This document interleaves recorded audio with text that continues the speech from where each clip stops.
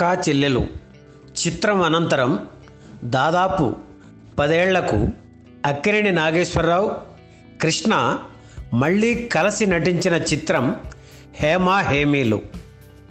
కృష్ణ దేవదాసు చిత్రంలో నటించడం, ఆ చిత్రం విడుదలకు వారం రోజుల ముందు తన దేవదాసు చిత్రాన్ని అక్కినేని విడుదల చేయడం, దీనివల్ల వీరిద్దరి మధ్య దూరం పెరగడం వంటి పరిణామాల నేపథ్యంలో హేమా హేమీలు చిత్రం రూపుదిద్దుకోవడం ప్రాధాన్యం సంతరించుకుంది.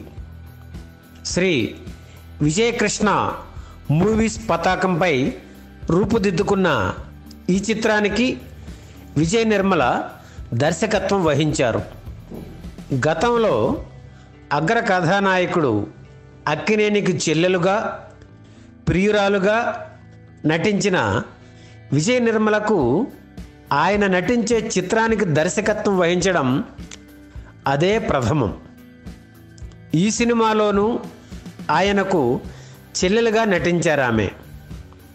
అయితే హేమా హేమీలు చిత్రంలో మొదట అనుకున్న హీరో అక్కినేని కాదు, శోభన్ బాబు.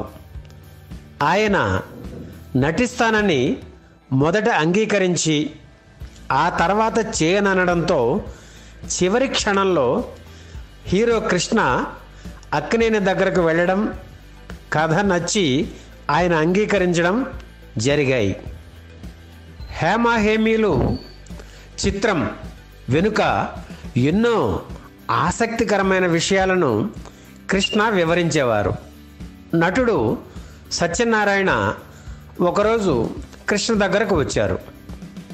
శోభన్ బాబు నటించిన సినిమాలు ఈ మధ్య సరిగ్గా ఆడటం లేదు, నీతో కలిసి ఒక సినిమా చేయాలనుకుంటున్నాడు. విజయకృష్ణలో కానీ పద్మాలయ బ్యానర్లో కానీ ఈ సినిమా చేస్తే బాగుంటుంది అని చెప్పారు సత్యనారాయణ. శోభన్ బాబే స్వయంగా ఇలా కబురు చేయడంతో కృష్ణ మరేమీ ఆలోచించలేదు. వెంటనే శోభన్ బాబు ఇంటికి వెళ్ళి మనిద్దరం కలిసి తప్పకుండా ఒక సినిమా చేద్దాం, కథ ఫైనలైజ్ అయిన తర్వాత మళ్ళీ కలుద్దాం అని చెప్పి వచ్చేశారు.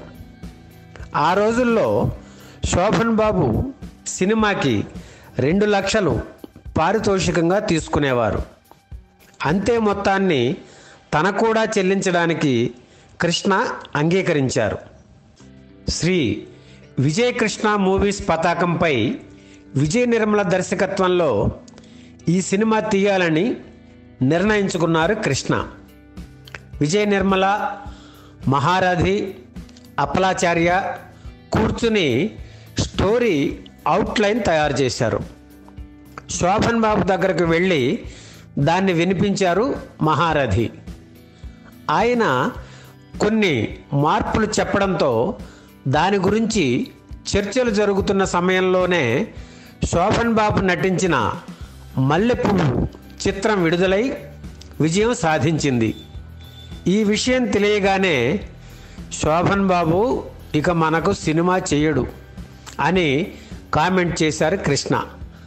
4 రోజుల అనంతరం ఆయన అన్నమాటే నిజమైంది. కథ తనకు నచ్చలేదని చెబుతూ ఈ సినిమా చేయడానికి అంగీకరించలేదు శోభన్ బాబు. మహారథి వచ్చి ఈ విషయం చెప్పగానే నేను ముందే ఈ విషయం గ్రహించాను, అతను చేయనని చెప్పిన తర్వాత అతని కంటే పెద్ద హీరోతో ఈ సినిమా తీయాలి తప్ప వేరే చిన్న హీరోతో తీయకూడదు అని విజయ నిర్మలతో అన్నారు కృష్ణ. ఆ సమయంలో ఎన్టీఆర్, కృష్ణ మధ్య మాటలు లేకపోవడంతో ఆయన్ని అడిగే అవకాశం లేదు. దేవదాసు చిత్రం కారణంగా అక్కినేని నాగేశ్వరరావుతోనూ సత్సంబంధాలు లేవు. కానీ మరో హీరో వేషానికి ఆయనైతేనే బాగుంటుందని ఫీల్ అయ్యి అక్కినేనిని కలిసి సినిమా చేయమని అడగటానికి నిర్ణయించుకున్నారు కృష్ణ. ఇద్దరూ అసాధ్యులే. చిత్రం షూటింగ్ కోసం హైదరాబాద్ బయలుదేరిన కృష్ణ ఎయిర్పోర్ట్లో దిగగానే అక్కడ నుంచి సరాసరి అక్కినేని ఇంటికి వెళ్ళారు. ఆయన్ని కలిసి మీతో సినిమా చేయాలనుకుంటున్నాను అని సూటిగా వచ్చిన విషయం చెప్పేశారు కృష్ణ. అక్కినేని కూడా సానుకూలంగా స్పందించారు. జరిగినవన్నీ మర్చిపోదాం, సెట్లో మనిద్దరం ఫ్రెండ్లీగా జోవియల్గా ఉంటామని హామీ ఇస్తే ఈ సినిమాలో నటించడానికి అభ్యంతరం లేదు. అలాగే మనిద్దరికి తగిన కథ కావాలి, కథ నచ్చితే తప్పకుండా నటిస్తా అన్నారు అక్కినేని. ఈ విషయం మద్రాసులో ఉన్న విజయ నిర్మలకు ఫోన్ చేసి చెప్పగానే ఈవినింగ్ ఫ్లైట్కు మహారథితో కలిసి హైదరాబాద్ వచ్చేశారు ఆమె. అమితాబ్ నటించిన డాన్ చిత్రం స్ఫూర్తితో ఈ చిత్రకథ తయారు చేశారు. ఆ కథలో కృష్ణ, విజయ నిర్మల పాత్రలు జోడించారు. కథ అవుట్లైన్ సిద్ధంగా ఉంది, కానీ సింగిల్ లైన్ ఆర్డర్ తయారు కావాలి. ఆ పని మహారథి చేయాలి. కానీ రేపు మాపు అంటూ ఆయన మాటలతో కాలక్షేపం చేస్తుంటే విజయ నిర్మలకి ఒళ్ళు మండిపోయి, ఈ రోజు నుంచి మీరు స్క్రిప్ట్ తయారు చేసి ఇచ్చే వరకు టిఫిన్, భోజనం కట్ అని చెప్పారు. అవి నేనే తయారు చేయాలి కనుక వాటిని వండటం లేదు. మీతో పాటు నేను కూడా ఏమీ తినదలుచుకోలేదు అని చెప్పేశారు విజయ నిర్మల. సాయంత్రం వరకు మహారథి ఓపిక పట్టారు. కానీ ఆ తర్వాత ఆయన వల్ల కాలేదు. అమ్మాయి, ఈరోజు రాత్రంతా కూర్చుని సింగిల్ లైన్ ఆర్డర్ తయారు చేస్తా, నా మాట నమ్మమ్మా అని బ్రతిమలాడేసరికి సరేనన్నారు విజయ నిర్మల. చెప్పినట్లుగానే ఆ మర్నాడు మహారథి సింగిల్ లైన్ ఆర్డర్ తయారు చేయగానే అక్కినేనికి వినిపించారు. ఆయన ఓకే అన్నారు. శోభన్ బాబు ఎంకీ నాయుడు బావ చిత్రం షూటింగుకు కారంచేడు వెళ్ళి మద్రాసు తిరిగి వచ్చేసరికి హేమాహేమిల చిత్రం అనౌన్స్మెంట్ పేపర్లో వచ్చేసింది. నాగేశ్వరరావు గారిని ఒప్పించి ఇంత తొందరగా వీళ్ళు షూటింగ్ ఎలా చేస్తున్నారబ్బా అని శోభన్ బాబు ఆశ్చర్యపోయారట. హేమాహేమీలు చిత్ర నిర్మాణం పాటలు సహా హైదరాబాదులోనే జరిగింది. అన్నపూర్ణ, సారథి, భాగ్యనగర్ స్టూడియోలలో భారీ సెట్స్ వేసి చిత్రీకరణ జరిపారు. మరో విషయం ఏమిటంటే, ఆ రోజుల్లో సినిమా స్కోప్ చిత్రాలు ఎక్కువగా తయారయ్యేవి. దీనివల్ల బి-సి సెంటర్లలో స్కోప్ లెన్సుల వాడకం కష్టసాధ్యమవుతుందని పంపిణీదారులు గొడవ చేసేవారు. అందుకే ఈ సినిమా స్కోప్కి బ్రేక్ ఇచ్చి హేమాహేమిల చిత్రాన్ని 35mm ఫార్మెట్లో చిత్రీకరించారు. ఈ చిత్రంలో అక్కినేని నాగేశ్వరరావు 2 పాత్రలు పోషించారు. డాన్ రఘువీర్గా, పల్లెటూరి యువకుడు రామచంద్రంగా ఆయన నటన అభిమానుల్ని ఆకట్టుకుంది. అక్కినేని సరసన హిందీ నటి జరీనా వహాబ్ నటించారు. గాజుల కిష్టయ్య చిత్రం తరువాత తెలుగులో ఆమె నటించిన 2వ సినిమా ఇది. అలాగే అక్కినేని సోదరి విజయగా విజయ నిర్మల నటించారు. ఒక పక్క నటిస్తూనే మరో పక్క తన దర్శకత్వ ప్రతిభతో మాస్ని అలరించారు ఆమె. దర్శకురాలిగా విజయ నిర్మల స్పీడ్ చూసి అక్కినేని ఆశ్చర్యపోయిన సందర్భాలెన్నో. ఒక డ్రెస్సులో ఉన్న షార్ట్స్ అన్ని వరుసగా తీసేసేవారు విజయ నిర్మల. ఆ స్పీడ్ చూసి కెమెరాలో ఫిల్మ్ ఉందా లేదా అని అనుమానంగా అడిగేవారట అక్కినేని.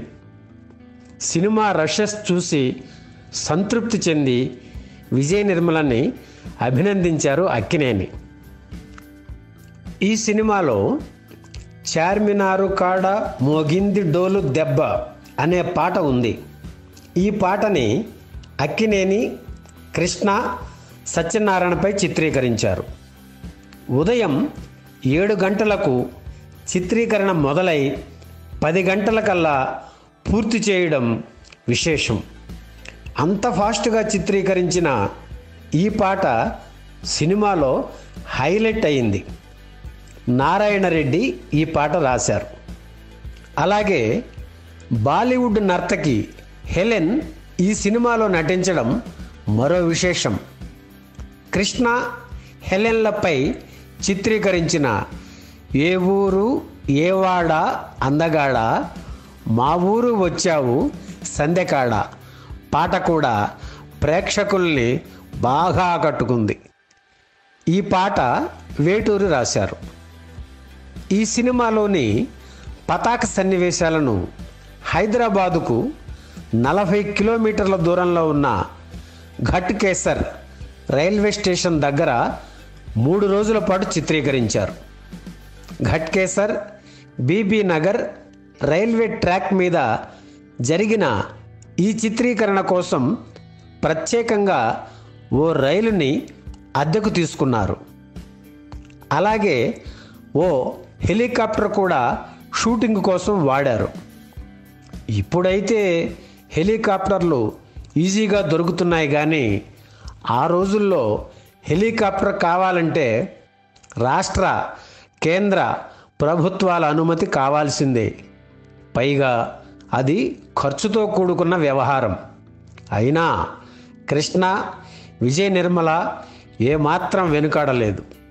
నిర్మాణపరంగా ఎక్కడా రాజీ పడలేదు. విలన్ సత్యనారాయణ, హీరోయిన్లు విజయ నిర్మల, జరీనాను రైల్లో తీసుకుపోతుంటే అక్కినేని హెలికాప్టర్లో వచ్చి రక్షించే సన్నివేశం అది. ఈ సందర్భంగా వేగంగా వెళుతున్న రైలుపై అక్కినేని, సత్యనారాయణలపై ఓ ఫైట్ని ఎంతో థ్రిల్లింగ్గా చిత్రీకరించారు. ఎప్పుడో అదృష్టవంతుల సినిమా కోసం ట్రైన్ ఫైట్ చేసిన అక్కినేని మళ్ళీ ఇంతకాలానికి ట్రైన్ మీద ఫైట్ చేయడం ఇదే. 2 కెమెరాలతో పతాక సన్నివేశాలను ఎంతో అద్భుతంగా చిత్రీకరించారు ఛాయాగ్రాహకుడు పుష్పాల గోపీకృష్ణ. ఈ యాక్షన్ దృశ్యాల చిత్రీకరణలో దర్శకురాలు విజయ నిర్మలకు కృష్ణ ఎంతో సహకరించారు. సంగీత దర్శకుడు రమేష్ నాయుడు స్వరపరిచిన ఈ చిత్రంలోని పాటలన్నీ హిట్టే.